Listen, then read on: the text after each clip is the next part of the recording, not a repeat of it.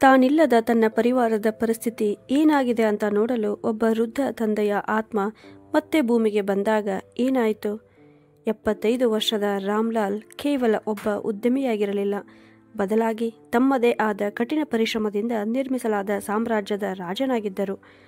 ಒಂದು ಸಣ್ಣ ಅಂಗಡಿಯಾಗಿ ಪ್ರಾರಂಭವಾದದ್ದು ಈಗ ನಗರದ 2 ದೊಡ್ಡ ಶೋರೂಮ್ಗಳು, ಒಂದು ಬೃಹತ್ ಗೋದಾಮು ಮತ್ತು ಕೋಟಿಗಟ್ಟಲೆ ವಹಿವಾಟುಗಳನ್ನು ಒಳಗೊಂಡಂತೆ ಬೆಳೆದಿತ್ತು. ಆದರೆ ಅವರಿಗೆ ಅತ್ಯಂತ ಹೆಮ್ಮೆಯ ವಿಷಯವೆಂದರೆ ಅವರ ಕುಟುಂಬದ ಬಗ್ಗೆ. ಅವರ ಹೆಂಡತಿ ಕಮಲಾ ಮತ್ತು 2 ಗಂಡು ಮಕ್ಕಳಾದ 35 ವರ್ಷದ ಸುಧೀರ್ ಮತ್ತು 30 ವರ್ಷದ ಕಪಿಲ್ ಇಬ್ಬರೂ ವಿವಾಹಿತರಾಗಿದ್ದರು ಮತ್ತು ತಂದೆಯ ವ್ಯವಹಾರದಲ್ಲಿ ಸಹಾಯ ಮಾಡುತ್ತಿದ್ದರು. ಆ ಮುಂಜಾನೆಯೂ ಕೂಡ ರಾಮ್ಲಾಲ್ ಅವರು ತಮ್ಮ ಐಷಾರಾಮಿ ಆಫೀಸ್ನಲ್ಲಿ ಕುಳಿತು ಕೋಟಿ ರೂಪಾಯಿಯ ವ್ಯವಹಾರಕ್ಕೆ ಒಂದು ಅಂತಿಮ ರೂಪ ಕೊಡುತ್ತಿದ್ದರು. ಆಗ ಅವರ ಎದೆಯಲ್ಲಿ ಒಂದು ಜೋರಾದ ಸಹಿಸಿಕೊಳ್ಳಲಾಗದ ನೋವು ಕಾಣಿಸಿಕೊಂಡಿತು. ನನ್ನನ್ನು ಉಳಿಸಿಕೊಳ್ಳಿ, ಉಳಿಸಿಕೊಳ್ಳಿ ಅಂತ ಅವರು ತಮ್ಮ ಎದೆಯನ್ನು ಹಿಡಿದುಕೊಂಡು ಉಸಿರುಗಟ್ಟಿದ ಧ್ವನಿಯಲ್ಲಿ ಕೂಗಿದರು.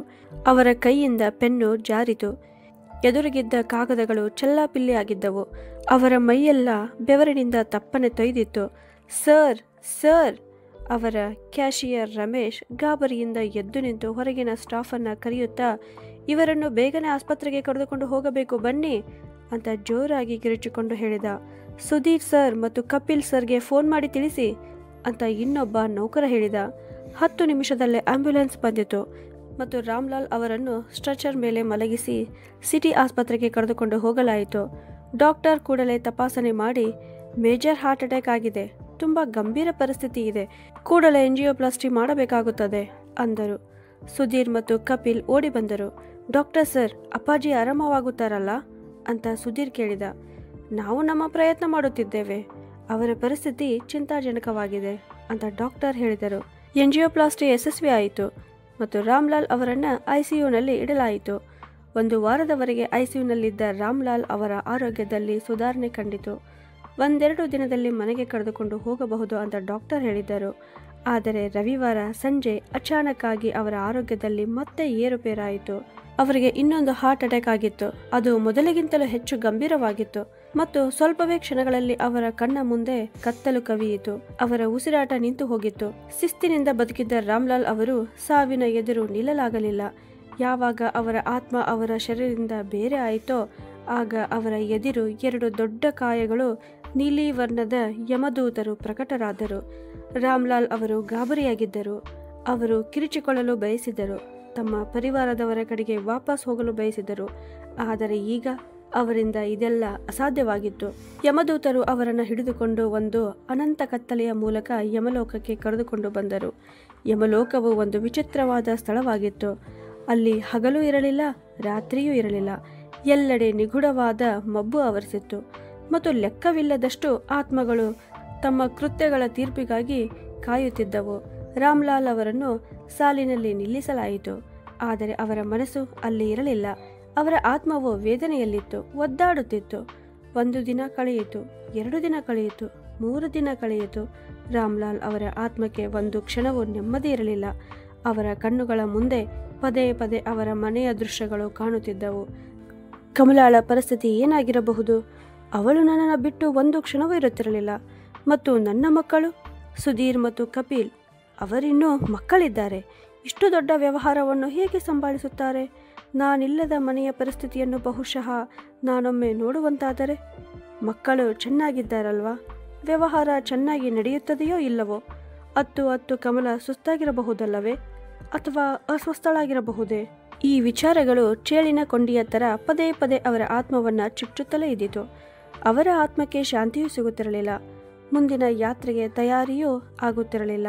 ನಂತರ ಯಮರಾಜ ಅವರ ಮುಂದೆ ಬಂದು, ರಾಮ್ಲಾಲ್, ನಿನ್ನ ಆತ್ಮವು ನಿನ್ನ ಸಾಂಸಾರಿಕ ಜೀವನದಲ್ಲಿ ಎಷ್ಟು ಸಿಲುಕಿಕೊಂಡಿದೆ ಅಂದರೆ ನಿನ್ನಿಂದ ನಿನ್ನ ಮುಂದಿನ ಯಾತ್ರೆಯ ನಿರ್ಧಾರವನ್ನು ಮಾಡಲಾಗುತ್ತಿಲ್ಲ. ನಿನ್ನ ಈ ಯಾತನೆ ನಿನ್ನ ಮುಂದಿನ ಯಾತ್ರೆಗೆ ದೊಡ್ಡ ತೊಡಕಾಗುತ್ತದೆ ಅಂತ ಹೇಳಿದ. ರಾಮ್ಲಾಲ್ ಅವರ ಆತ್ಮವು ಕೈ ಮುಗಿದು ವಿನಂತಿಸುತ್ತಾ, ಹೇ ಧರ್ಮರಾಜನೇ, ನನಗೇನು ಬೇಕಾಗಿಲ್ಲ. ಕೇವಲ ಒಂದು ಬಾರಿ ನನಗೆ ನನ್ನ ಪರಿವಾರವನ್ನು ನೋಡಲು ಅನುಮತಿ ಕೊಡಿರಿ. ಒಂದು ವೇಳೆ ನಾನು ಅವರನ್ನು ಖುಷಿಯಾಗಿ ಮತ್ತು ವ್ಯವಸ್ಥಿತ ರೂಪದಲ್ಲಿ ನೋಡಿದರೆ ನನ್ನ ಆತ್ಮಕ್ಕೆ ಶಾಂತಿ ಸಿಗುತ್ತದೆ. ಅದರ ನಂತರ ನಾನು ಯಾವುದಕ್ಕೂ ಮೋಹ ಪಡುವುದಿಲ್ಲ ಅಂತ ವಚನ ಕೊಡುತ್ತೇನೆ ಅಂತ ಹೇಳಿತು. ಯಮಧರ್ಮರಾಜನು ಸ್ವಲ್ಪ ಯೋಚಿಸಿದ ನಂತರ, ಸರಿ ಆಯಿತು, ನಾವು ನಿನ್ನ ಈ ತೀವ್ರತರನಾದ ಇಚ್ಛೆಯನ್ನ ಗೌರವಿಸಿ ನಿನಗೆ 2 ದಿನ ಮರಳಿ ಭೂಮಿಗೆ ಹೋಗಲು ಅನುಮತಿ ಕೊಡುತ್ತೇವೆ. ನೀನು ಅಲ್ಲಿಗೆ ಹೋಗಬಹುದು.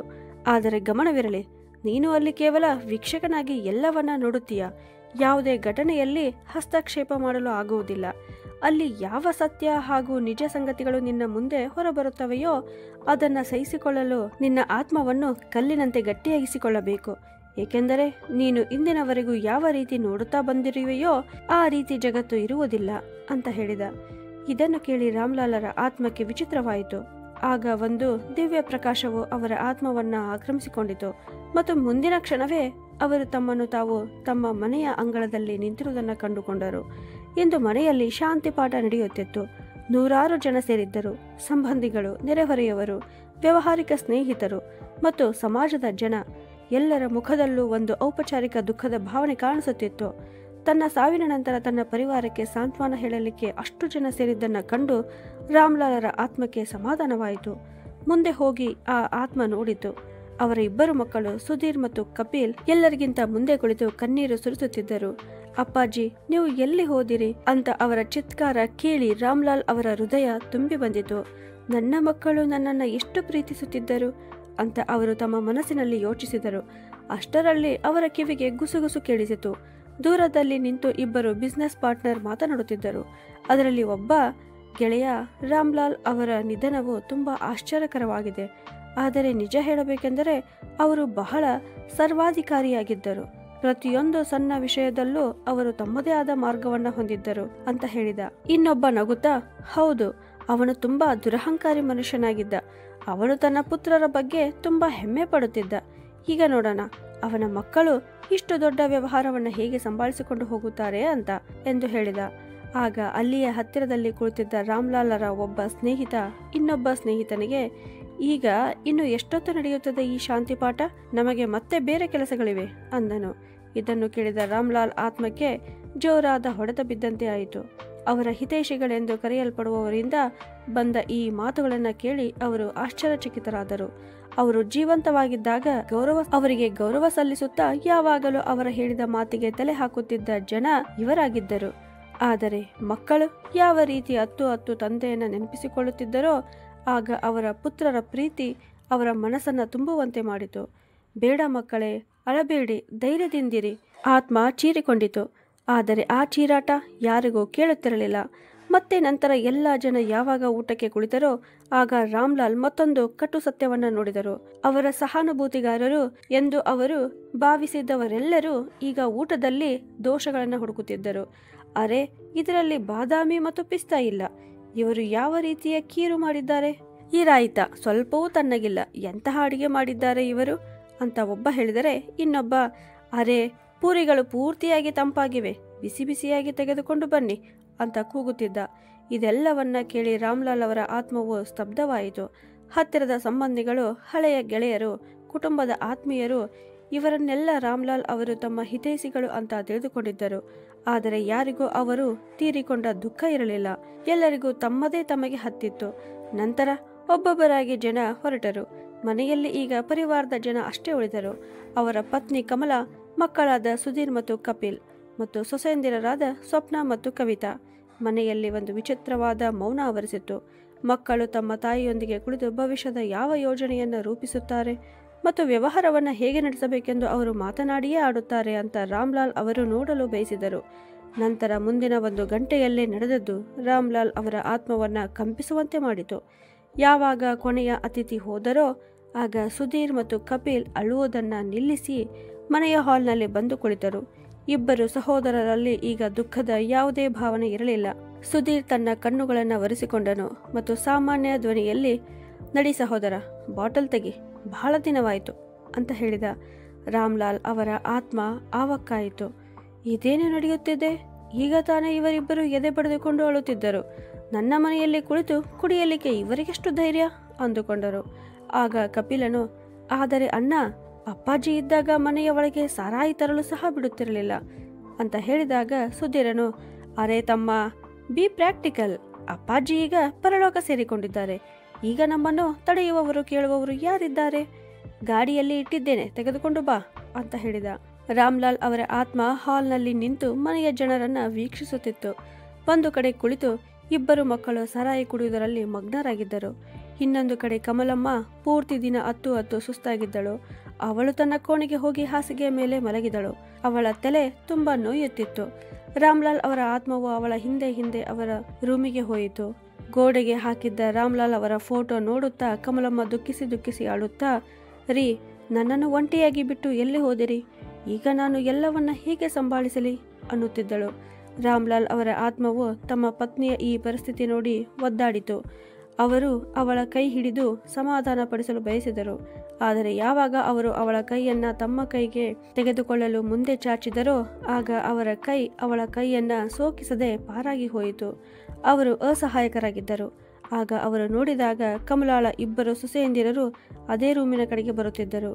ಆಯಿತು, ಇವರಾದರೂ ಕಮಲಾಳಿಗೆ ಸಮಾಧಾನ ಮಾಡುತ್ತಾರೆ, ಅವಳನ್ನು ಸಂಭಾಳಿಸುತ್ತಾರೆ ಅಂತ ಆ ಆತ್ಮಕ್ಕೆ ಅನಿಸಿತು. ಆದರೆ ಅದೇ ಸಮಯ ಅವರ ದೊಡ್ಡ ಸೊಸೆ ಸ್ವಪ್ನ ತನ್ನ ಅತ್ತೆಯ ಬಳಿ ಬಂದು ವ್ಯಂಗ್ಯವಾಗಿ, ಅಯ್ಯೋ ದೇವರೇ, ಈಗಲಾದರೂ ಸಾಕು ಮಾಡಿ ಅತ್ತೆ, ಎಷ್ಟು ಅಂತ ಅಳುತ್ತೀರಿ?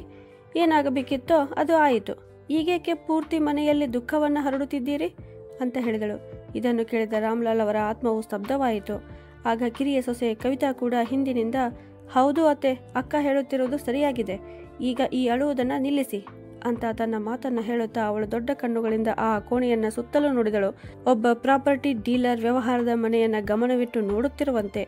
ಆ ಕೋಣೆಯು ಆ ಮನೆಯಲ್ಲಿಯೇ ಅತಿ ದೊಡ್ಡ ಕೋಣೆಯಾಗಿತ್ತು. ದೊಡ್ಡ ಬಾಲ್ಕನಿ ಮತ್ತು ಅಟ್ಯಾಚ್ ಬಾತ್ರೂಮ್ ಇತ್ತು. ಕವಿತಾ ಬಹಳ ದಿನಗಳಿಂದ ಈ ಕೋಣೆಯ ಮೇಲೆ ಕಣ್ಣಿಟ್ಟಿದ್ದಳು. ರಾಮ್ಲಾಲ್ ಮತ್ತು ಕಮಲಾ ಇದೇ ಕೋಣೆಯಲ್ಲಿ ವಾಸಿಸುತ್ತಿದ್ದರು.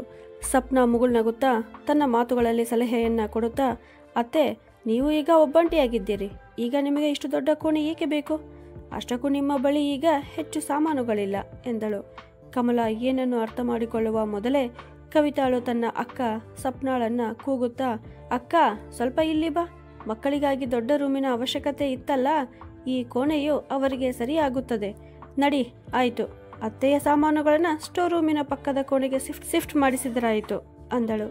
ಆ ಕೋಣೆಯು ಆ ಮನೆಯ ಅತ್ಯಂತ ಸಣ್ಣ ಮತ್ತು ಕತ್ತಲೆಯ ಕೋಣೆಯಾಗಿತ್ತು. ಅಲ್ಲಿ ಬಹಳ ಅಂದರೆ ಒಂದು ಸಣ್ಣ ಬೆಡ್ ಮತ್ತು ಸಣ್ಣ ತಿಜೋರಿಯನ್ನು ಅಷ್ಟೇ ಇಡಬಹುದಾಗಿತ್ತು. ಆಗ ಕಮಲಾ ಕಂಪಿಸುವ ಧ್ವನಿಯಲ್ಲಿ, ಆದರೆ ಸೊಸೆ, ಈ ಕೋಣೆಯಲ್ಲಿ ನಿಮ್ಮ ಮಾವನವರ ನೆನಪುಗಳಿವೆ ಅಂತ ಹೇಳಿದಳು. ಅದಕ್ಕೆ ಕವಿತಾಳು ಆಲಸ್ಯತನದಿಂದ, ಅತ್ತೆ, ನೆನಪುಗಳು ಮನಸ್ಸಿನಲ್ಲಿ ಇರುತ್ತವೆ, ಕೋಣೆಯಲ್ಲಿ ಅಲ್ಲ, ಮತ್ತು ಅಷ್ಟಕ್ಕೂ ಮಕ್ಕಳಿಗೆ ಒಂದು ದೊಡ್ಡ ಕೋಣೆಯ ಅಗತ್ಯವಿದೆ, ಅವರು ಕೂಡ ಈಗ ದೊಡ್ಡವರಾಗುತ್ತಿದ್ದಾರೆ ಅಂತ ಹೇಳಿದಳು. ಸುಧೀರ್ ಮತ್ತು ಕಪಿಲ್ ಸುಮ್ಮನೆ ನಿಂತು ಇದನ್ನೆಲ್ಲವನ್ನ ನೋಡುತ್ತಿದ್ದರು. ಇದರಿಂದ ಅವರಿಗೇನು ವ್ಯತ್ಯಾಸವೇ ಆಗುವುದಿಲ್ಲ ಅನ್ನುವ ಥರ. ರಾಮ್ಲಾಲ್ ಅವರ ಆತ್ಮವು ಒದ್ದಾಡಿತು. ಇದೇನು ನಡೆಯುತ್ತಿದೆ? ನನ್ನ ಪತ್ನಿಯನ್ನು ನನ್ನದೇ ಮನೆಯಲ್ಲಿ ಒಬ್ಬ ನೌಕರಳ ಹಾಗೆ ಒಂದು ಸಣ್ಣ ಕೋಣೆಗೆ ಕಳುಹಿಸುತ್ತಿದ್ದಾರೆ ಅಂತ ಆತ್ಮವು ಮೊರಗಿತು. ಅರ್ಧ ಗಂಟೆಯಲ್ಲಿ ಮನೆಯ ನೌಕರರು ಕಮಲಾಳ ಸಾಮಾನುಗಳನ್ನು ಆ ಸಣ್ಣ ಕೋಣೆಗೆ ಒಯ್ದು ಕುಕ್ಕರಿಸಿದರು. ರಾಮ್ಲಾಲ್ ಅವರ ದೊಡ್ಡ ಪಲ್ಲಂಗ, ಅವರ ಆರಾಮ್ ಕುರ್ಚಿ ಮತ್ತು ಗೋಡೆಗೆ ಹಾಕಲಾಗಿದ್ದ ಅವರ ಫೋಟೋವನ್ನ ಹೇಗೆ ತೆಗೆದು ಹಾಕಲಾಗುತ್ತಿತ್ತು ಅಂದರೆ ಅವೆಲ್ಲವೂ ಈಗ ಗುಜರಿಗೆ ಹಾಕುವ ಸಾಮಾನುಗಳು ಅನ್ನುವ ಥರ. ಕಮಲಾ ಬೇಜಾರಿನಿಂದ ಗೋಡೆಯ ಆಸರೆನ ಹಿಡಿದುಕೊಂಡು ನಿಂತು ಇದೆಲ್ಲವನ್ನ ನೋಡುತ್ತಿದ್ದಳು. ಅವಳ ಕಣ್ಣಲ್ಲಿನ ಕಣ್ಣೀರು ಈಗ ಬತ್ತಿ ಹೋಗಿದ್ದವು. ಅದರ ಜಾಗವನ್ನ ಒಂದು ವಿಚಿತ್ರವಾದ ಶೂನ್ಯತೆ ಆಕ್ರಮಿಸಿಕೊಂಡಿತು. ರಾಮ್ಲಾಲ್ ಅವರ ಆತ್ಮವು ಚೀರಾಡಲು ಬಯಸಿತು. ನಿಂತುಕೊಳ್ಳಿ, ಇದು ನನ್ನ ಮನೆಯಾಗಿದೆ, ನನ್ನ ಪತ್ನಿಯ ಸಾಮಾನುಗಳಿಗೆ ಯಾರು ಕೈ ಹಚ್ಚುವಂತಿಲ್ಲ ಅಂತ. ಆದರೆ ಅವರ ಶಬ್ದವು ಯಾರಿಗೂ ಕೇಳಿಸುವಂತಿರಲಿಲ್ಲ. ಯಾವಾಗ ಕಮಲಾಳನ್ನು ಅವಳ ಆ ಸಣ್ಣ ಕೋಣೆಗೆ ಕಳುಹಿಸಲಾಯಿತೋ ಆಗ 4 ಜನ ಹಾಲ್ಗೆ ಬಂದು ಕುಳಿತರು. ವಾತಾವರಣದಲ್ಲಿ ಈಗ ಯಾವುದೇ ದುಃಖದ ಭಾವನೆ ಇರಲಿಲ್ಲ, ಕೇವಲ ಸ್ವಾರ್ಥದ ಮಾತುಗಳಿದ್ದವು. ಆಗ ಅಲ್ಲಿ ನಡೆಯುತ್ತಿದ್ದ ಮಾತುಗಳನ್ನು ಕೇಳಲು ರಾಮ್ಲಾಲ್ ಅವರ ಆತ್ಮವು ಅಲ್ಲಿಗೆ ಬಂದಿತು. ಸುಧೀರನು ಮಾತುಗಳನ್ನು ಪ್ರಾರಂಭಿಸುತ್ತಾ, ಈಗ ಪುಣ್ಯತಿಥಿಯನ್ನು ಹೇಗೆ ಮಾಡುವುದು ಅಂತ ಕೇಳಿದಾಗ ಕಪಿಲನು, ಅಣ್ಣ, ಅಪ್ಪಾಜಿಗೆ ಈ ಶಹರದಲ್ಲಿ ದೊಡ್ಡ ಹೆಸರಿತ್ತು, ಪುಣ್ಯತಿಥಿಯನ್ನು ವಿಜೃಂಭಣೆಯಿಂದ ಮಾಡಲೇಬೇಕು ಮತ್ತು ಒಳ್ಳೆಯ ಊಟವನ್ನೇ ಹಾಕಿಸಬೇಕಾಗುತ್ತದೆ. ಹಲ್ವಾ, ಪೂರಿ, ಬಜ್ಜಿ, ಮಿರ್ಚಿ, ಖೀರ್, ರೊಟ್ಟಿ ಪಲ್ಲೆ ಅಂತ ಹೇಳುತ್ತಾ ಅವನು ಲೆಕ್ಕ ಹಾಕಿದ. ನಂತರ ಕಡಿಮೆ ಅಂದರೂ 2 ಲಕ್ಷ ರೂಪಾಯಿ ಖರ್ಚು ಬರುತ್ತದೆ ಅಂತ ಹೇಳಿದ. ಅದಕ್ಕೆ ಸುಧೀರನು, ಹಾ, ಮತ್ತೆ ಪುರೋಹಿತರ ದಾನ ಧರ್ಮ ಎಲ್ಲ ಸೇರಿ 2.5 ಲಕ್ಷ ಆಗುತ್ತದೆ ಅಂತ ಹೇಳಿದ. ಇದನ್ನು ಕೇಳಿದ ಕವಿತಾ ಗಾಬರಿಯಿಂದ ಬಾಯಿ ಮೇಲೆ ಬೆರಳಿಟ್ಟು 2.5 ಲಕ್ಷ ಅಂದಳು. ಹಾ, ಕಡಿಮೆ ಅಂದರೂ 1,000 ಜನಕ್ಕೆ ಆಗುವಷ್ಟು ಅಡಿಗೆ ಮಾಡಿಸಬೇಕು ಅಂತ ಕಪಿಲ್ ಹೇಳಿದ. ಇದನ್ನು ಕೇಳಿದ ಸಪ್ನಾ ಗಂಟು ಮೋರೆ ಮಾಡಿಕೊಂಡು, 1000 ಜನ, ಎಷ್ಟು ಖರ್ಚು ಬರುತ್ತದೆ ಅಂತ ನಿಮಗೆ ಅಂದಾಜಾದರೂ ಇದೆಯಾ? ಮಾವ ಹೋಗಿದ್ದಕ್ಕೆ ಈ ಮೊದಲೇ ಎಷ್ಟೋ ಹಣ ನೀರಿನಂತೆ ಹರಿದು ಹೋಗಿದೆ ಅಂತ ಹೇಳುವಷ್ಟರಲ್ಲಿ ಅವಳ ಫೋನ್ ರಿಂಗ್ ಆಯಿತು. ಅವಳು ತನ್ನ ಕೋಣೆಗೆ ಹೋಗಿ ತನ್ನ ತಾಯಿಯೊಂದಿಗೆ ಮಾತನಾಡಲು ಕುಳಿತಳು. ಹಾ ಅಮ್ಮ, ಇಲ್ಲ, ನಾವು ಮೊದಲಿನಂತಿಲ್ಲ. ಏನು ಹೇಳಲಿ ಅಮ್ಮ, ಇಲ್ಲಿ ಒಂದು ಹೊಸ ತಮಾಷೆ ನಡೆಯುತ್ತಿದೆ. ಪುಣ್ಯತಿಥಿಗೆ ಲಕ್ಷಾಂತರ ರೂಪಾಯಿ ಖರ್ಚು ಮಾಡುವ ಮಾತುಗಳು ನಡೆಯುತ್ತವೆ. ಹಾ, ಅದನ್ನೇ ನಾನು ಹೇಳುತ್ತಿರುವುದು. ಅವರೇನೋ ಹೋದರು, ಆದರೆ ನಮ್ಮನ್ನು ಪೂರ್ತಿಯಾಗಿ ಸತ್ಯನಾಶ ಮಾಡಿಯೇ ಹೊರಟಿದ್ದಾರೆ. ಮೊದಲು ಅವರ ಅನಾರೋಗ್ಯದ ಚಿಕಿತ್ಸೆಗೆ ಖರ್ಚು, ನಂತರ 3 ದಿನದ ಶೋಕಾಚರಣೆಗೆ ಖರ್ಚು, ಮತ್ತು ಈಗ ಈ ಪುಣ್ಯತಿಥಿಯದು ಅಂತ ಹೇಳುತ್ತಿದ್ದಳು. ಇದನ್ನು ಕೇಳಿ ರಾಮ್ಲಾಲ್ ಅವರ ಆತ್ಮವು ತೀವ್ರವಾಗಿ ನಲುಗು ಹೋಯಿತು. ನಾನು ನನ್ನ ಜೀವನ ಪೂರ್ತಿ ಇವರಿಗಾಗಿ ಹಣ ಜೋಡಿಸಿದೆ, ಆದರೆ ಇಂದು ಇವರು ನಾನೇ ಎಲ್ಲವನ್ನ ಸತ್ಯನಾಶ ಮಾಡುತ್ತಿದ್ದೇನೆ ಅಂತ ಹೇಳುತ್ತಿದ್ದಾರೆ ಅಂದುಕೊಂಡರು. ಸಪ್ನಾ ಇದುವರೆಗೂ ಮಾತನಾಡುತ್ತಿದ್ದಳು. ಹಾ ಅಮ್ಮ, ನಾನು ನನ್ನ ಮೈದುನ ಮತ್ತು ಅವನ ಹೆಂಡತಿಗೂ ಹೇಳಿದ್ದೇನೆ. ಹಾ ಅಮ್ಮ, ಇಷ್ಟು ಹಣ ಖರ್ಚು ಮಾಡುವ ಅಗತ್ಯವಿಲ್ಲ. ಸಾಮಾನ್ಯವಾಗಿ ಆಚರಿಸಿ ಕೈ ತೆಗೆದುಕೊಂಡರಾಯಿತು ಅಂತ ಈಗಲೇ ಹೇಳುತ್ತೇನೆ ಅಂತ ಹೇಳಿ ಅವಳ ಫೋನ್ ಇಟ್ಟು ಹೊರಗೆ ಬಂದು ಎಲ್ಲರನ್ನ ನೋಡುತ್ತಾ, ಹಾ, ಎಲ್ಲರೂ ಕೇಳಿಸಿಕೊಳ್ಳಿ, ನಾನೊಂದು ಪ್ರಾಕ್ಟಿಕಲ್ ಆದ ಮಾತನ್ನು ಹೇಳಲು ಬಯಸುತ್ತೇನೆ ಅಂದಳು. ಏನದು ಅಂತ ಸುಧೀರ್ ಕೇಳಿದಾಗ ಅವಳು, ನೋಡ್ರಿ, ನೀವೆಲ್ಲ ಪುಣ್ಯತಿಥಿಗೆ 2.5 ಲಕ್ಷ ಬಜೆಟ್ ಮಾಡುತ್ತಿದ್ದೀರಿ, ಆದರೆ ಇಷ್ಟೊಂದು ಹಣ ಖರ್ಚು ಮಾಡುವ ಅಗತ್ಯವಿಲ್ಲ ಅಂತ ನನ್ನ ಅನಿಸಿಕೆ ಅಂತ ಹೇಳಿದಳು. ಕವಿತಾ ಕೂಡಲೇ ಅವಳ ಮಾತನ್ನು ಸಮರ್ಥಿಸುತ್ತಾ, ಹಾ ಅಕ್ಕ ಸರಿಯಾಗಿ ಹೇಳುತ್ತಿದ್ದಾಳೆ, ಈಗ ತುಟ್ಟಿಯ ಕಾಲವಿದೆ ಅಂತ ಹೇಳಿದಳು. ಸಪ್ನಾ ತನ್ನ ಮಾತನ್ನು ಮುಂದುವರಿಸಿ, ನಾವು 30,000 ರಿಂದ 40,000ದಲ್ಲಿಯೂ ನಮ್ಮ ಕೆಲಸವನ್ನು ಮುಗಿಸಿಕೊಳ್ಳಬಹುದು. ದಾನ ಧರ್ಮ ಮಾಡುವ ಅಗತ್ಯವಿಲ್ಲ ಮತ್ತು ಸಾಧಾರಣ ಅಡುಗೆಯನ್ನು ಮಾಡಿಸೋಣ ಅಂತ ಹೇಳಿದಳು. ಸುಧೀರ್ ಸ್ವಲ್ಪ ಹಿಂಜರಿಯುತ್ತಾ, ಆದರೆ ಜನ ಏನಂದುಕೊಂಡಾರು ಅಂದಾಗ ಕಪಿಲನು, ಅರೇ ಅಣ್ಣ, ಜನ ಏನಾದರೂ ಅಂದುಕೊಳ್ಳಲಿ, ನಾವು ನಮ್ಮದನ್ನು ನೋಡಿಕೊಳ್ಳೋಣ. ಕಾರಣವಿಲ್ಲದೆ ಹಣ ಖರ್ಚು ಮಾಡುವುದರಲ್ಲಿ ಏನೂ ಅರ್ಥವಿಲ್ಲ ಅಂತ ಹೇಳಿದ. ಸಪ್ನಾಳು ಅಂತಿಮ ಪ್ರಸ್ತಾವನೆ ಇಟ್ಟಳು. ಹಾ, ಮತ್ತೆ ಕೇಳಿ, ಖರ್ಚನ್ನು ಇಬ್ಬರು ಸರಿಯಾಗಿ ಹಂಚಿಕೊಳ್ಳುವುದು. 15 ರಿಂದ 20 ಸಾವಿರ ಸುಧೀರ್ ಅವರು ಕೊಡುತ್ತಾರೆ ಮತ್ತು 15 ರಿಂದ 20 ಸಾವಿರ ಮೈದುನರು ಕೊಡುತ್ತಾರೆ ಅಂತ ಹೇಳಿದಳು. ಕವಿತಾ ಖುಷಿಯಿಂದ, ಹಾ, ಈ ಮಾತು ಸರಿಯಾಗಿದೆ, ಕಡಿಮೆ ಅಂದರೂ ಇಬ್ಬರದು ಸಮಾನವಾಗಿ ಖರ್ಚಾಗುತ್ತದೆ ಅಂತ ಹೇಳಿದಳು. ಎಲ್ಲರೂ ಈ ಮಾತಿಗೆ ಒಪ್ಪಿಕೊಂಡರು. ಪುಣ್ಯತಿಥಿಯ ಬಜೆಟ್ 2.5 ಲಕ್ಷದಿಂದ 40,000ಕ್ಕೆ ಇಳಿಯಿತು. ರಾಮ್ಲಾಲ್ ಅವರ ಆತ್ಮ ಅಲ್ಲಿಯೇ ಅವರ ಮಧ್ಯೆ ಕುಳಿತು ಇದೆಲ್ಲ ತಮಾಷೆಯನ್ನ ಸಮಾಧಾನದಿಂದ ಕೇಳುತ್ತಿತ್ತು. ಪುಣ್ಯತಿಥಿಯ ಖರ್ಚನ್ನು ಕಡಿಮೆ ಮಾಡಿದ ನಂತರ ಮನೆಯಲ್ಲಿ ಒಂದು ವಿಚಿತ್ರವಾದ ಶಾಂತಿ ಪಸರಿತು. ಅದು ಒಂದು ದೊಡ್ಡ ಬಿರುಗಾಳಿ ಬೀಸುವ ಮುನ್ನ ಇರುವ ಶಾಂತ ಮೌನದಂತೆ ತೋರುತ್ತಿತ್ತು. ರಾತ್ರಿಯ ಊಟದ ನಂತರ ಸುಧೀರ್ ಒಂದು ಎಂತಹ ಬಾಣ ಬಿಟ್ಟನೆಂದರೆ ಅದು ಮನೆಯಲ್ಲಿ ಮಹಾಭಾರತದ ಶಂಖ ನಾದದಂತೆ ಮೊಳಗಿತು. ನೋಡು ಕಪಿಲ್, ಈಗ ನಾವು ಪ್ರಾಕ್ಟಿಕಲ್ ಆಗಬೇಕಾಗುತ್ತದೆ. ಅಪ್ಪಾಜಿಯನ್ನು ಹೊರಟು ಹೋದರು, ನಾವು ಬಿಸ್ನೆಸ್ ಹೇಗೆ ಮುಂದುವರಿಸಿಕೊಂಡು ಹೋಗಬೇಕು ಅನ್ನುವುದನ್ನು ಯೋಚಿಸಬೇಕು ಅಂತ ಹೇಳಿದ. ಇದನ್ನು ಕೇಳುತ್ತಲೇ ಮನೆಯ ವಾತಾವರಣ ಬದಲಾಯಿತು. ಅದಕ್ಕೆ ಕಪಿಲನು, ಮುಂದೆ ಹೇಗೆ ನಡೆಸಿಕೊಂಡು ಹೋಗಬೇಕು ಅಂದರೆ, ಈಗ ಹೇಗೆ ನಡೆಯುತ್ತದೆಯೋ ಮುಂದೆಯೂ ಹಾಗೆ ನಡೆಯುತ್ತದೆ.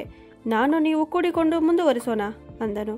ಆಗ ಸುಧೀರ್ ಪತ್ನಿ ಸಪ್ನಾ ಮಧ್ಯೆ ಬಂದು, ಅದು ಹೇಗೆ ಆಗುತ್ತದೆ? ನಿಮ್ಮ ತಂದೆಯವರು ಎಲ್ಲ ನಿರ್ಣಯವನ್ನು ತಾವೇ ತೆಗೆದುಕೊಳ್ಳುತ್ತಿದ್ದರು. ಈಗ ಇಬ್ಬರದು ಜವಾಬ್ದಾರಿ ಸಮಾನವಾಗಿದೆ. ಅದಕ್ಕಾಗಿ ಏನೇ ನಿರ್ಣಯ ತೆಗೆದುಕೊಳ್ಳುವುದಿದ್ದರೂ ಇಬ್ಬರಿಗೂ ಸಮಾನವಾದ ಹಕ್ಕಿರುತ್ತದೆ.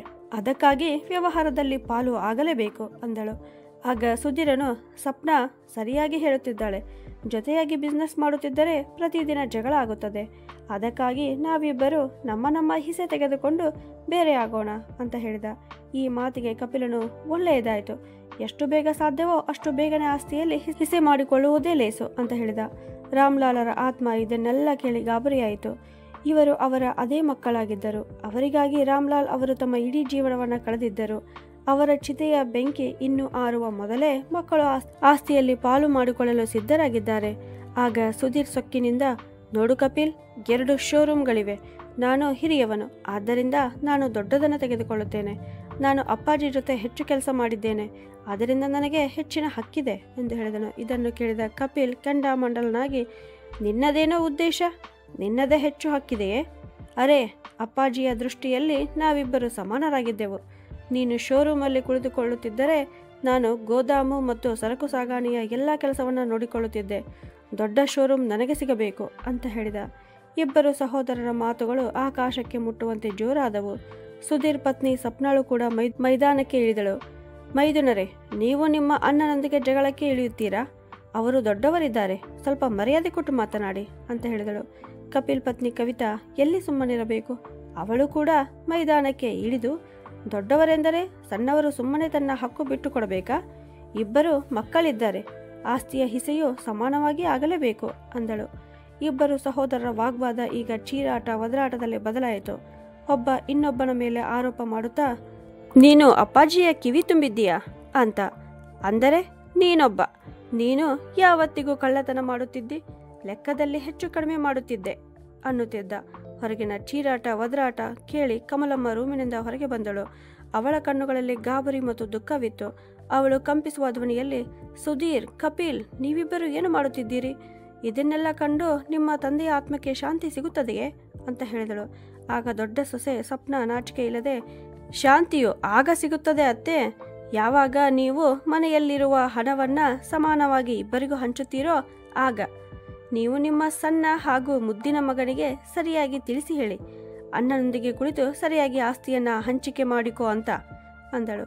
ಸಣ್ಣ ಸೊಸೆ ಕವಿತಾ ಕೂಡ ಹಿಂದೆ ಸರಿಯದೆ, ಹೌದು ಅತ್ತೆ, ನೀವು ಭಾವನವರಿಗೆ ಹೇಳಿ, ನಮ್ಮನ್ನು ಹತ್ತಿಕ್ಕಲು ಪ್ರಯತ್ನ ಮಾಡಬೇಡ ಅಂತ. ಹಂಚಿಕೆಯಂತೂ ಸಮಾನವಾಗಿ ಆಗಬೇಕು ಅಂತ ಹೇಳಿದಳು. ಕಮಲಮ್ಮ ಇಬ್ಬರು ಸೊಸೆಯಂದಿರರ ವರ್ತನೆ ನೋಡಿ ಕಲ್ಲಿನಂತೆ ಸುಮ್ಮನೆ ನಿಂತಿದ್ದಳು. ಅವಳು ತನ್ನ ರಕ್ತ ಮತ್ತು ಬೆವರನ್ನು ಸುರಿಸಿ ಪೋಷಿಸಿದ ಮನೆ ಇದೇನಾ ಎಂದು ಅವಳಿಗೆ ನಂಬಲು ಸಾಧ್ಯವಾಗಲಿಲ್ಲ. ಆಗ ರಾಮ್ಲಾಲ್ ಅವರ ಆತ್ಮವು ಜರ್ಜರಿತವಾಯಿತು. ಕಪಿಲ್ ಕೆನ್ನೆಗೆ ಜೋರಾಗಿ ಹೊಡೆಯಬೇಕು ಮತ್ತು ಸುಧೀರನಿಗೆ ಬೈದು ಸುಮ್ಮನಾಗಿಸಬೇಕು ಅಂತ ಅವರಿಗೆ ಅನಿಸುತ್ತಿತ್ತು, ಮತ್ತು ತಮ್ಮ ಸೊಸೆಯರನ್ನ ಮನೆಯಿಂದ ಹೊರಗೆ ಹಾಕಬೇಕು ಅಂತಲೂ ಅನಿಸಿತು.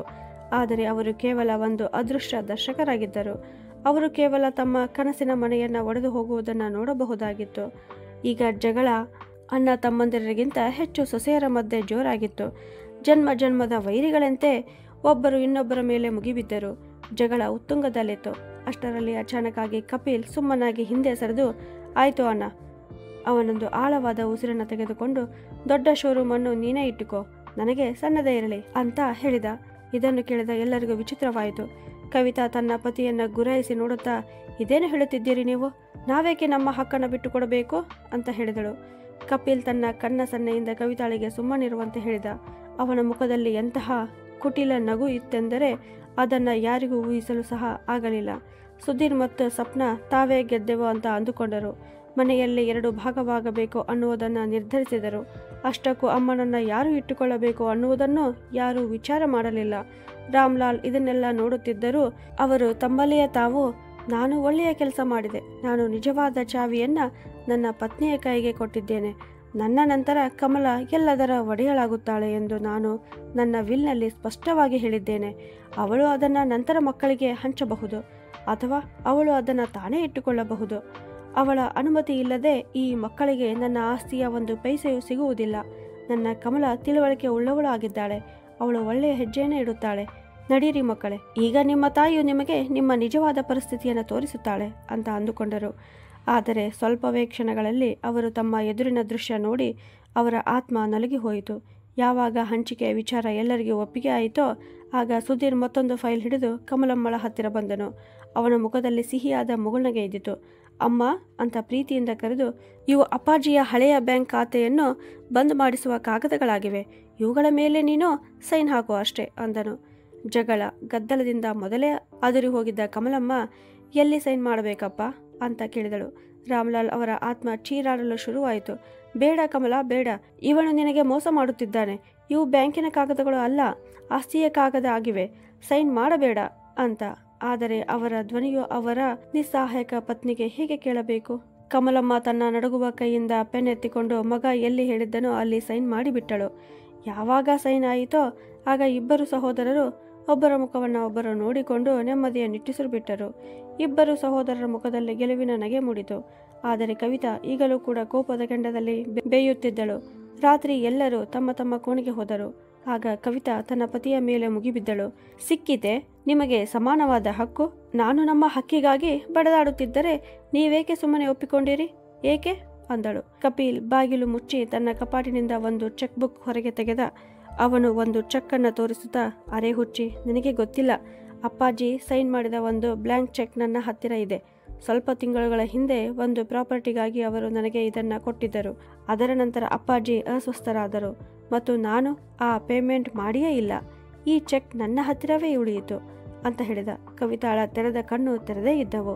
ಕಪಿಲ್ ಕುಟಿಲತೆಯಿಂದ ನಗುತ್ತಾ, ನಾಳೆ ಬೆಳಗ್ಗೆ ನಾನು ಮೊದಲು ಬ್ಯಾಂಕಿಗೆ ಹೋಗುತ್ತೇನೆ ಮತ್ತು ಈ ಬ್ಲ್ಯಾಂಕ್ ಚೆಕ್ನಲ್ಲಿ 25 ಲಕ್ಷ ಬರೆದು ನನ್ನ ಖಾತೆಗೆ ಟ್ರಾನ್ಸ್ಫರ್ ಮಾಡಿಸಿಕೊಳ್ಳುತ್ತೇನೆ. ಯಾರಿಗೂ ಎಳ್ಳಷ್ಟು ಸಂಶಯ ಬರುವುದಿಲ್ಲ.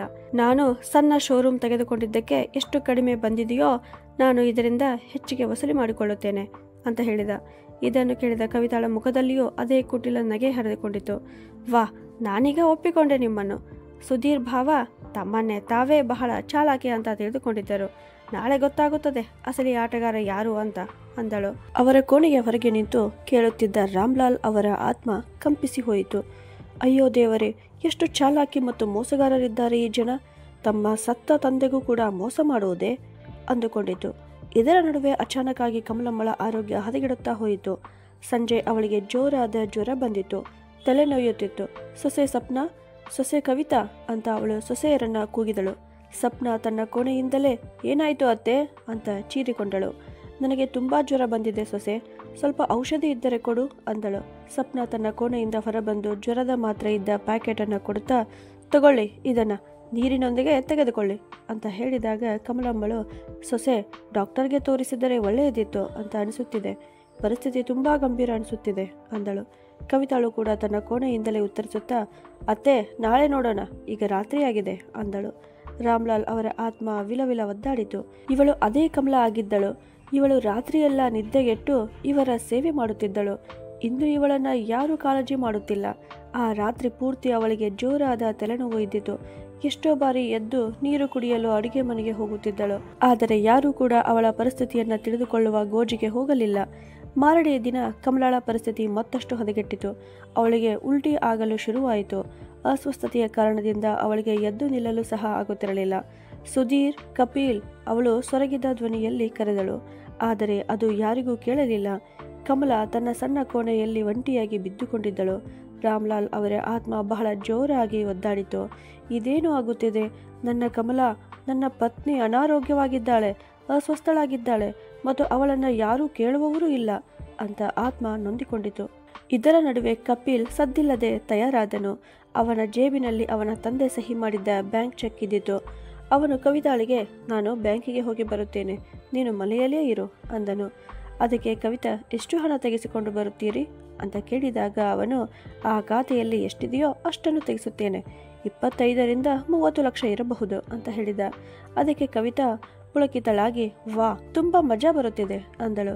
ಕಪಿಲ್ ಸುಮ್ಮನೆ ಮನೆಯಿಂದ ಹೊರಟು ಬ್ಯಾಂಕಿಗೆ ತಲುಪಿದ. ಅವನು ಚೆಕ್ನಲ್ಲಿ 25 ಲಕ್ಷ ಬರೆದು ಬ್ಯಾಂಕಿಗೆ ಕೊಟ್ಟ.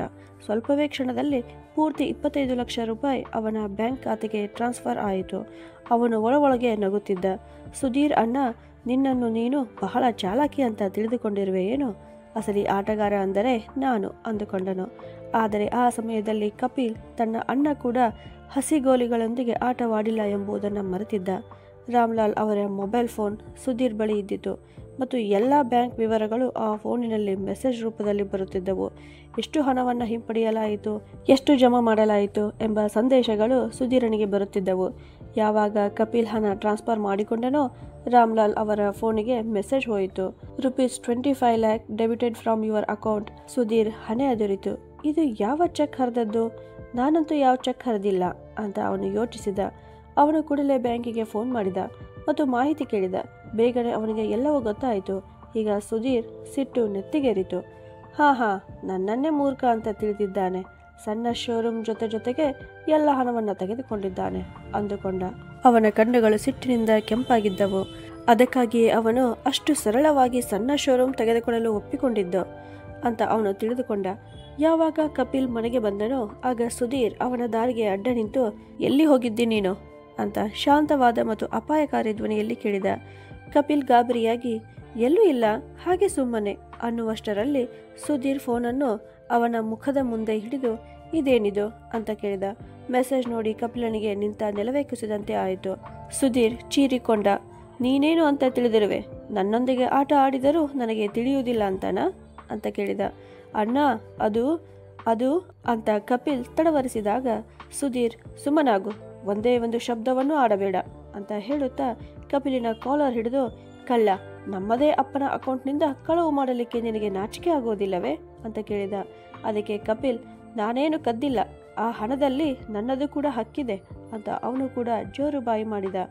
ಓಹೋ, ನಿನ್ನ ಹಕ್ಕಿದೆಯಾ? ಹಂಚಿಕೆ ಈಗ ಕೇವಲ ಆಸ್ತಿಯಲ್ಲಿ ಮಾತ್ರ ಆಗಿದೆ, ಬ್ಯಾಂಕ್ ಬ್ಯಾಲೆನ್ಸ್ನಲ್ಲಿ ಆಗಿಲ್ಲ ಅಂತ ಸುಧೀರ್ ಹೇಳಿದ. ಮಾತುಗಳು ಎಷ್ಟು ಬೆಳೆದವು ಅಂದರೆ ಇಬ್ಬರ ನಡುವೆ ಕೈ ಕೈ ಮಿಲಾಯಿಸುವಷ್ಟು ಬೆಳೆದವು. ಸುಧೀರ್ ಕಪಿಲ್ ಕೆನ್ನೆಗೆ 2 ಏಟು ಬಿಟ್ಟ. ಬದಲಾಗಿ ಕಪಿಲ್ ತನ್ನ ಅಣ್ಣನಿಗೆ ಜಾಡಿಸಿ ಜಾಡಿಸಿ ಒದೆಯಲು ಶುರು ಮಾಡುತ್ತಾ, ಅರೆ, ನೀನು ಅಂಗಡಿಯ ದೊಡ್ಡ ಹಿಸ್ಸೆ ತೆಗೆದುಕೊಂಡಿದ್ದೀಯಾ? ಈಗ ಹಣವನ್ನ ಕೊಡಲು ಆಗುವುದಿಲ್ಲವೇ ನಿನಗೆ ಅಂತ ಕೇಳುತ್ತಿದ್ದ. ಇದನ್ನು ಕಂಡು ಸಪ್ನಾ ಮತ್ತು ಕವಿತಾ ಕೂಡ ಹೊರಗೆ ಬಂದರು.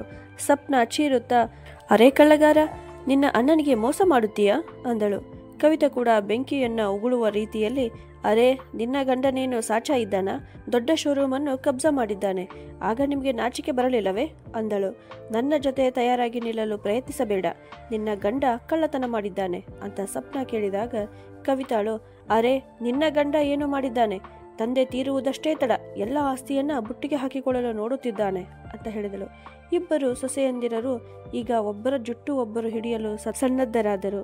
ಮನೆಯ ಒಳಗೆ ಮಹಾಭಾರತವೇ ನಡೆಯುತ್ತಿತ್ತು. ಬೈಗುಳ, ಶಾಪ ಮತ್ತು ದ್ವೇಷ ತುಂಬಿದ ವಿಷವನ್ನ ಒಬ್ಬರ ಮೇಲೆ ಒಬ್ಬರು ಎರಚಲಾಗುತ್ತಿತ್ತು. ಒಂದು ವೇಳೆ ನಾನು ಜೀವಂತವಾಗಿಯೇ ಇದ್ದಿದ್ದರೆ ಇದೆಲ್ಲವನ್ನ ನೋಡಿ ನಾನು ಖಂಡಿತವಾಗಿ ಸತ್ತೇ ಹೋಗುತ್ತಿದ್ದೆ ಅಂತ ಇದೆಲ್ಲವನ್ನ ನೋಡುತ್ತಿದ್ದ ರಾಮ್ಲಾಲ್ ಅವರ ಆತ್ಮ ಅಂದುಕೊಂಡಿತು. ಅವರ ಈ ಮನೆ, ಇದನ್ನು ಅವರು ಯಾವ ಪ್ರೀತಿ ಮತ್ತು ಪರಿಶ್ರಮದಿಂದ ನಿರ್ಮಿಸಿದ್ದರೋ ಈಗ ಇದು ಯುದ್ಧ ಮೈದಾನವಾಗಿ ಪರಿವರ್ತನೆಯಾಗಿತ್ತು. ಅವರ ಇಬ್ಬರು ಮಕ್ಕಳು ಮತ್ತು ಸೊಸೆಯಂದಿರರು ಈಗ ರಕ್ತ ಪಿಪಾಸುಗಳಾಗಿದ್ದರು. ಇದು ಅವರ ಜೀವನದ ಎಲ್ಲಕ್ಕಿಂತ ಹೆಚ್ಚು ಭಯಾನಕ ದೃಶ್ಯವಾಗಿತ್ತು. ಅವರ ಆತ್ಮದ 2ನೇ ಮತ್ತು ಕೊನೆಯ ದಿನದ ಅವಕಾಶ ಮುಗಿಯುವುದರಲ್ಲಿತ್ತು ಮತ್ತು ಅವರು ತಮ್ಮ ಪರಿವಾರವನ್ನು ಈ ಪರಿಸ್ಥಿತಿಯಲ್ಲಿ ಬಿಟ್ಟು ಹೋಗಬೇಕಾಗಿತ್ತು. ಜೋರಾದ ಜಗಳದ ಕಾರಣ ಕಮಲಮ್ಮ ತನ್ನ ನಡುಗುವ ಕಾಲುಗಳಿಂದ ಹೇಗೋ ಮಾಡಿ ತನ್ನ ಕೋಣೆಯ ಬಾಗಿಲುವರೆಗೂ ಬಂದಳು. ಅವಳ ಪರಿಸ್ಥಿತಿ ತುಂಬಾ ಚಿಂತಾಜನಕವಾಗಿತ್ತು. ಆದರೆ ಯಾರಿಗೂ ಅವಳ ಪರಿವೇ ಇರಲಿಲ್ಲ. ಅವಳು ಅಲ್ಲಿಯ ಬಾಗಿಲ ಚೌಕಟ್ಟಿನ ಬಳಿ ಕುಳಿತಳು. ರಾಮ್ಲಾಲ್ ಅವರ ಆತ್ಮ ತಮ್ಮ ಪತ್ನಿಯ ಈ ಪರಿಸ್ಥಿತಿಯನ್ನು ಕಂಡು ರೋಧಿಸುತ್ತಿತ್ತು ಮತ್ತು ತಮ್ಮ ಮಕ್ಕಳ ಬಡಿದಾಟವನ್ನು ಕಂಡು ಮತ್ತಷ್ಟು ದುಃಖ ಪಡುತ್ತಿತ್ತು. ಇಬ್ಬರು ಗಂಡು ಮಕ್ಕಳು ಒಬ್ಬರನ್ನೊಬ್ಬರು ಒದೆಯುತ್ತಾ ಗುದ್ದುತ್ತಾ ಇದ್ದರು. ನಾನು ನಿನ್ನನ್ನು ಮುಗಿಸಿಬಿಡುತ್ತೇನೆ, ನೀನು ನನ್ನ ತಂದೆಯ ಹಣವನ್ನು ಕದ್ದಿದ್ದೀಯಾ ಅಂತ ಸುಧೀರ್ ಕೂಗಿದನು. ನಿನ್ನ ತಂದೆಯೇ? ಅವರು ನನ್ನ ತಂದೆಯೂ ಆಗಿದ್ದರು. ನೀನು ನನ್ನ ಜಮೀನನ್ನು ಲಪಟಾಯಿಸಿದ್ದೀಯಾ? ಆಗ ನಾಚಿಕೆ ಆಗಲಿಲ್ಲವೇ ನಿನಗೆ? ಕಪಿಲ್ ಆಕ್ರಮಣದ ಉತ್ತರ ಕೊಟ್ಟ. ಸಪ್ನಾ ಮತ್ತು ಕವಿತಾ ಇಬ್ಬರು ಒಬ್ಬರಿಗೊಬ್ಬರು ಜುಟ್ಟನ್ನು ಹಿಡಿದು ಎಳೆದಾಡುತ್ತಿದ್ದರು. ಅವರ ಬಾಯಿಯಿಂದ ದ್ವೇಷದ ವಿಷ ಹೊರಗೆ ಬರುತ್ತಿತ್ತು. ಕಳ್ಳನ ಹೆಂಡತಿ, ಸಪ್ನಾ ಚೀರಿಕೊಂಡಳು. ಮತ್ತೆ ನೀನ್ಯಾರು? ರೌಡಿಯ ಹೆಂಡತಿ? ಕವಿತಾ ಚಕ್ಕನೆ ಉತ್ತರ ಕೊಟ್ಟಳು. ಅಕ್ಕಪಕ್ಕದವರು ಬಾಗಿಲು ಮತ್ತು ಕಿಟಕಿಯಿಂದ ಇಣುಕಿ ನೋಡುತ್ತಿದ್ದರು. ರಾಮ್ಲಾಲ್ ಅವರ ಪ್ರತಿಷ್ಠಿತ ಮನೆ ಇಂದು ತಮಾಷೆಯ ಗೂಡಾಗಿತ್ತು. ಅವರ ಆತ್ಮವು ಇದೆಲ್ಲವನ್ನ ನೋಡಿ ಪೂರ್ತಿಯಾಗಿ ಅದುರಿ ಹೋಗಿತ್ತು. ಅವರ ಕಣ್ಣುಗಳಿಂದ ಅದೃಶ್ಯ ಕಣ್ಣೀರು ಸುರಿಯುತ್ತಿದ್ದವು. ಅವರು ಚೀರಿಕೊಳ್ಳಲು ಪ್ರಯತ್ನಿಸಿದರು. ಸಾಕು ಮಾಡಿ, ಅರೆ ಇದನ್ನೆಲ್ಲ ಸಾಕು ಮಾಡಿ ಮೂರ್ಖರೇ, ನೀವು ಯಾವುದಕ್ಕೆ ಹೊಡೆದಾಡುತ್ತಿದ್ದೀರೋ ಅದೆಲ್ಲವೂ ಇಲ್ಲಿಯೇ ಉಳಿಯುತ್ತದೆ. ನಿಮ್ಮ ತಾಯಿಯನ್ನು ನೋಡಿಕೊಳ್ಳಿ, ಪಾಪ ಅವಳ್ಯಾವ ಪರಿಸ್ಥಿತಿಯಲ್ಲಿ ಬಿದ್ದಿದ್ದಾಳೆ, ಯಾರಾದರೂ ನನ್ನ ಕಮಲಾಳನ್ನ ನೋಡಿಕೊಳ್ಳಿ ಅಂತ. ಆದರೆ ಅವರ ಧ್ವನಿಯು ಯಾರಿಗೂ ಕೇಳಿಸುತ್ತಿರಲಿಲ್ಲ. ಅವರು ಪೂರ್ತಿಯಾಗಿ ಅಸಹಾಯಕರಾಗಿದ್ದರು. ಅವರು ಮನಸ್ಸಿನಲ್ಲಿಯೇ ಪಶ್ಚಾತ್ತಾಪ ಪಡುತ್ತಿದ್ದರು. ಹೇ ಯಮರಾಜ, ನಾನು ಇಲ್ಲಿ ಬರಬಾರದಿತ್ತು. ಇದಕ್ಕಿಂತ ನಾನು ಯಮಲೋಕದಲ್ಲಿಯೇ ಒದ್ದಾಡುತ್ತಾ ಇದ್ದಿದ್ದರೆ ಒಳ್ಳೆಯದಿತ್ತು. ನನ್ನ ಕಣ್ಣುಗಳ ಮುಂದೆಯೇ ನನ್ನ ಪರಿವಾರ ಈ ರೀತಿ ನರಕದಲ್ಲಿ ಸುಡುವುದನ್ನು ನೋಡುವುದು ಇದು ಯಾವುದೇ ಶಿಕ್ಷೆಗಿಂತ ಕಡಿಮೆಯಾಗಿಲ್ಲ. ಈ ಭಯಾನಕ ದೃಶ್ಯದಿಂದ ಮುಕ್ತರಾಗಲು ಬಯಸಿದಂತೆ ಅವರು ತಮ್ಮ ಕಣ್ಣುಗಳನ್ನು ಮುಚ್ಚಿಕೊಂಡರು. ಆಗ ಅವರ ಹೆಗಲ ಮೇಲೆ ಒಂದು ಶಾಂತವಾದ ಮತ್ತು ತಂಪಾದ ಸ್ಪರ್ಶ ಆದಂತೆ ಆಯಿತು. ಅವರು ಬೆಚ್ಚಿಬಿದ್ದು ತಮ್ಮ ಕಣ್ಣನ್ನು ತೆರೆದರು. ಅವರ ಎದುರಿಗೆ ಕಮಲಾ ನಿಂತಿದ್ದಳು. ಅವಳ ಮುಖದಲ್ಲಿ ಯಾವುದೇ ನೋವು ಇರಲಿಲ್ಲ, ಯಾವುದೇ ದೂರೂ ಇರಲಿಲ್ಲ. ಕೇವಲ ಒಂದು ವಿಚಿತ್ರವಾದ ಶಾಂತಿ ಇದ್ದಿತು. ಅವಳು ರಾಮ್ಲಾಲ್ ಅವರನ್ನ ನೋಡುತ್ತಾ, ನಡೀರಿ ಅಂತ ಮೆಲೋ ಧ್ವನಿಯಲ್ಲಿ ಹೇಳಿದಳು. ರಾಮ್ಲಾಲ್ ಅವರ ವಿಚಿತ್ರತೆಗೆ ಪಾರವೇ ಇರಲಿಲ್ಲ. ಅವರ ಬುದ್ಧಿ ಶೂನ್ಯವಾಯಿತು. ಕಮಲಾ, ನೀನು ನನ್ನನ್ನು ನೋಡಬಲ್ಲೆಯಾ? ಇದು ಹೇಗೆ ಸಂಭವ ಆಯಿತು? ನಾನೊಂದು ಆತ್ಮ ಇದ್ದೀನಿ ಅಂತ ಹೇಳಿದರು. ಕಮಲಾಳ ತುಟಿಗಳ ಮೇಲೆ ಒಂದು ತೆಳುವಾದ ನೋವಿನ ನಗು ಮೂಡಿತು. ಅವಳು ಏನೂ ಹೇಳಲಿಲ್ಲ, ಕೇವಲ ಕೆಳಗೆ ಕೈ ಮಾಡಿ ತೋರಿಸಿದಳು. ರಾಮ್ಲಾಲ್ ಅವರ ಆತ್ಮ ಕೆಳಗೆ ನೋಡಿತು. ಆ ದೃಶ್ಯ ತುಂಬಾ ಭಯಂಕರವಾಗಿತ್ತು. ಕೋಣೆಯ ಹೊಸ್ತಿಲ ಬಳಿ ಕಮಲಮ್ಮಳ ಶರೀರ ನಿಶ್ಚಲವಾಗಿ ಬಿದ್ದಿತ್ತು. ಅವಳ ಕಣ್ಣುಗಳು ತೆರೆದಿದ್ದವು ಮತ್ತು ನೋವಿನ ಅಭಿವ್ಯಕ್ತಿ ಅವಳ ಮುಖದಲ್ಲಿ ಉಳಿದಿತ್ತು. ರಾಮ್ಲಾಲ್ ಅವರ ಆತ್ಮದಿಂದ ಮೌನವಾದ ಕಿರುಚಾಟ ಹೊರಬಂದಿತು. ಇಲ್ಲ ಇಲ್ಲ, ಇದು ಆಗಲು ಸಾಧ್ಯವಿಲ್ಲ. ಅವರಿಗೆ ಅರ್ಥವಾಯಿತು. ಕಮಲಾ ಕೂಡ ಈಗ ಆತ್ಮವಾಗಿದ್ದಳು. ಅವಳು ಇನ್ನು ಮುಂದೆ ಈ ಪ್ರಪಂಚದ ನೋವು ಮತ್ತು ಒಂಟಿತನದಿಂದ ಮುಕ್ತಳಾಗಿದ್ದಳು. ಆದರೆ ಎಲ್ಲಕ್ಕಿಂತ ಭಯಾನಕ ವಿಷಯವೆಂದರೆ ಕಮಲಾಳ ಶರೀರ ಬಿದ್ದ ಕೆಲವು ಅಡಿಗಳ ದೂರದಲ್ಲಿ ಅವರ ಮಕ್ಕಳು ಮತ್ತು ಸೊಸೆಯಂದಿರರು ಈಗಲೂ ಜಗಳ ಮಾಡುತ್ತಿದ್ದರು. ನಾನು ಪೊಲೀಸ್ ಕಂಪ್ಲೇಂಟ್ ಕೊಡುತ್ತೇನೆ. ಸುಧೀರ್ ಚೀರಿಕೊಳ್ಳುತ್ತಿದ್ದ. ಹಾ ಕೊಡು, ನೀನೇನು ಮಾಡಿಕೊಳ್ಳುತ್ತೀಯಾ ಅಂತ ನಾನು ನೋಡುತ್ತೇನೆ. ಕಪಿಲ್ ಒದರುತ್ತಿದ್ದ. ಈಗ ಅವರ ತಾಯಿಯ ಈ ಪ್ರಪಂಚದಲ್ಲಿ ಇಲ್ಲ ಅನ್ನುವುದು ಅವರಿಗೆ ತಿಳಿದಿರಲೇ ಇಲ್ಲ. ರಾಮ್ಲಾಲ್ ಅವರ ಆತ್ಮ ಒಮ್ಮೆ ತಮ್ಮ ಹೆಂಡತಿಯ ಮೃತ ಶರೀರವನ್ನ ನೋಡುತ್ತಿದ್ದರೆ ಇನ್ನೊಮ್ಮೆ ತಮ್ಮ ಜಗಳ ಮಾಡುತ್ತಿರುವ ಮಕ್ಕಳನ್ನ ನೋಡುತ್ತಿತ್ತು. ಈಗ ಅವರ ಅಸಹಾಯಕತೆ ಪರಮಾವಧಿಯಲ್ಲಿತ್ತು. ಅವರಿಗೆ ತಮ್ಮ ಹೆಂಡತಿಯ ದೇಹವನ್ನ ಮುಟ್ಟಲು ಅಥವಾ ಗೌರವದಿಂದ ಎತ್ತಲು ಸಹ ಸಾಧ್ಯವಾಗಲಿಲ್ಲ. ಜಗಳ ಎಷ್ಟು ಉಲ್ಬಣಗೊಂಡಿತ್ತು ಎಂದರೆ ನೆರೆಹೊರೆಯವರು ಮನೆಯೊಳಗೆ ಬಂದರು. ಅರೆ, ಇಲ್ಲೇನಾಗುತ್ತಿದೆ? ಪರಸ್ಪರ ಏಕೆ ಜಗಳ ಮಾಡುತ್ತಿದ್ದೀರಿ ಅಂತ ಪಕ್ಕದ ಮನೆಯವನೊಬ್ಬ ಕೇಳಿದ. ಆಗ ಇನ್ನೊಬ್ಬ ನೆರೆಮನೆಯವನ ದೃಷ್ಟಿಯು ಕಮಲಮ್ಮಳ ಬಿದ್ದ ಶರೀರದ ಮೇಲೆ ಹೋಯಿತು. ಅಯ್ಯೋ ದೇವ್ರೇ, ಆಂಟಿಯವರಿಗೆ ಏನಾಯಿತು ಅಂದನು. ಎಲ್ಲರ ಜಗಳ ಒಮ್ಮೆಲೆ ನಿಂತಿತು. ಸುಧೀರ್, ಕಪಿಲ್, ಸಪ್ನಾ, ಕವಿತಾ ಎಲ್ಲರೂ ಕಮಲಾಳ ಶರೀರದ ಕಡೆಗೆ ನೋಡಿದರು. ಅಮ್ಮ! ಸುಧೀರ್ ಓಡಿ ಬಂದ. ಅಮ್ಮ! ಕಪಿಲ್ ಕೂಡ ಅಳಲು ಶುರು ಮಾಡಿದ. ಕಮಲಮ್ಮಳ ಆತ್ಮ ರಾಮ್ಲಾಲ್ ಅವರ ಕೈ ಹಿಡಿದು, ಈಗ ನಡಿರಿ ಇಲ್ಲಿಂದ, ಈ ನರಕದಲ್ಲಿ ನಮಗಾಗಿ ಏನು ಉಳಿದಿಲ್ಲ ಅಂತ ಹೇಳಿತು. ಎರಡು ಆತ್ಮಗಳು ಕೊನೆಯ ಬಾರಿಗೆ ತಮ್ಮ ಮನೆ, ತಮ್ಮ ಜಗಳ ಮಾಡುತ್ತಿರುವ ಮಕ್ಕಳನ್ನು ಮತ್ತು ಕಲ್ಲು ಹಾಸು ಮೇಲೆ ಬಿದ್ದಿದ್ದ ಕಮಲಮ್ಮಳ ಶರೀರವನ್ನು ನೋಡುತ್ತವೆ. ಅಷ್ಟರಲ್ಲಿ ಯಮದೂತರು ಅಲ್ಲಿ ಪ್ರಕಟವಾದರು. ಒಬ್ಬ ಯಮದೂತ, ನೋಡಿದೀಯಾ ರಾಮ್ಲಾಲ್, ಮನುಷ್ಯ ಹಣದ ಮೋಹದಲ್ಲಿ ಎಷ್ಟು ಕುರುಡನಾಗುತ್ತಾನೆ. ಅವನಿಗೆ ಜೀವಂತ ಅಥವಾ ಸತ್ತವರಲ್ಲಿ ವ್ಯತ್ಯಾಸವೇ ಕಾಣುವುದಿಲ್ಲ. ನಿನ್ನ ಪತ್ನಿ ಸತ್ತು ಹೋದಳು, ಆದರೆ ನಿನ್ನ ಮಕ್ಕಳಿಗೆ ಈಗಲೂ ಕೂಡ ಹಣವೇ ಎಲ್ಲವೂ ಆಗಿದೆ ಅಂತ ಹೇಳಿದ. ರಾಮ್ಲಾಲ್ ಮತ್ತು ಕಮಲಾಳ ಆತ್ಮ ಒಬ್ಬರಿಗೊಬ್ಬರು ನೋಡಿಕೊಂಡರು. ಅವರ ಕಣ್ಣುಗಳಲ್ಲಿ ಈಗ ಯಾವುದೇ ದುಃಖ ಇರಲಿಲ್ಲ, ಯಾವುದೇ ಪಶ್ಚಾತ್ತಾಪ ಇರಲಿಲ್ಲ. ಕೇವಲ ಒಂದು ಆಳವಾದ ಶಾಂತಿ ಇದ್ದಿತು. ಅವರಿಬ್ಬರು ಒಟ್ಟಿಗೆ ಆ ದಿವ್ಯ ಪ್ರಕಾಶದತ್ತ ಸಾಗಿದ್ದರು. ಈ ಜಗತ್ತಿನ ಸ್ವಾರ್ಥ, ಆಸೆ ಮತ್ತು ಮೋಸದಿಂದ ಬಹಳ ದೂರ, ಎಂದಿಗೂ ಮರಳಿ ಬಾರದಂತೆ. ಸ್ನೇಹಿತರೆ, ಇದು ಕಥೆಯಲ್ಲ, ಈ ಜಗತ್ತಿನ ಒಂದು ಕಠೋರ ಸತ್ಯವಾಗಿದೆ. ಹಣದ ದುರಾಸೆಯು ಒಬ್ಬ ವ್ಯಕ್ತಿಯನ್ನು ಎಷ್ಟರ ಮಟ್ಟಿಗೆ ಕುರುಡನನ್ನಾಗಿ ಮಾಡುತ್ತದೆ ಎಂದರೆ ಅವರು ಜೀವಂತ ಸಂಬಂಧಿಗಳಿಗೆ ಬೆಲೆ ಕೊಡುವುದಿಲ್ಲ ಅಥವಾ ಮೃತದೇಹದ ಉಪಸ್ಥಿತಿಯನ್ನು ಅನುಭವಿಸುವುದಿಲ್ಲ. ರಾಮ್ಲಾಲ್ ಮತ್ತು ಕಮಲಾ ತಮ್ಮ ಯಾವ ಉಸಿರಿನೊಂದಿಗೆ ಮನೆಯನ್ನ ಪೋಷಿಸಿದ್ದರೋ ಅದೇ ಮನೆಯಲ್ಲಿ ಅವರ ಉಸಿರಾಟದ ಬೆಲೆ ಕೇವಲ ಕೆಲವು ಕಾಗದ ಪತ್ರಗಳಿಗಿಂತಲೂ ಕಡಿಮೆ ಇದ್ದಿತು. ಅವರ ದೊಡ್ಡ ತಪ್ಪು ಏನಾಗಿತ್ತು ಅಂದರೆ ಅವರು ತಮ್ಮ ಮಕ್ಕಳನ್ನು ಶ್ರೀಮಂತರನ್ನಾಗಿ ಏನೋ ಮಾಡಿದ್ದರು, ಆದರೆ ಅವರನ್ನ ಮನುಷ್ಯರನ್ನಾಗಿ ಮಾಡಲು ಸಾಧ್ಯವಾಗಲಿಲ್ಲ. ಈಗ ಈ ಗದ್ದಲ, ದುರಾಸೆ, ದ್ವೇಷಗಳಿಂದ ಬಹಳ ದೂರ, ಅಲ್ಲಿ ಸಂಪತ್ತಿನದಲ್ಲ ಕರ್ಮಗಳಿಗೆ ಲೆಕ್ಕ ನೀಡುವ ಲೋಕದತ್ತ ಅವರು ಸಾಗುತ್ತಿದ್ದರು. ಸ್ನೇಹಿತರೆ, ನಿಮಗೆ ಈ ಕತೆ ಹೇಗೆ ಇಷ್ಟವಾಯಿತು? ಕಮೆಂಟ್ ಬಾಕ್ಸ್ನಲ್ಲಿ ಬರೆದು ತಿಳಿಸಿ. ಕತೆ ಇಷ್ಟವಾಗಿದ್ದರೆ ಕತೆಗೊಂದು ಲೈಕ್ ಕೊಡಿ ಹಾಗೂ ಇದೇ ಥರ ಕತೆಗಳನ್ನು ನೋಡಲು ನಮ್ಮ ಚಾನಲನ್ನು ಸಬ್ಸ್ಕ್ರೈಬ್ ಮಾಡಿ. ಧನ್ಯವಾದಗಳು.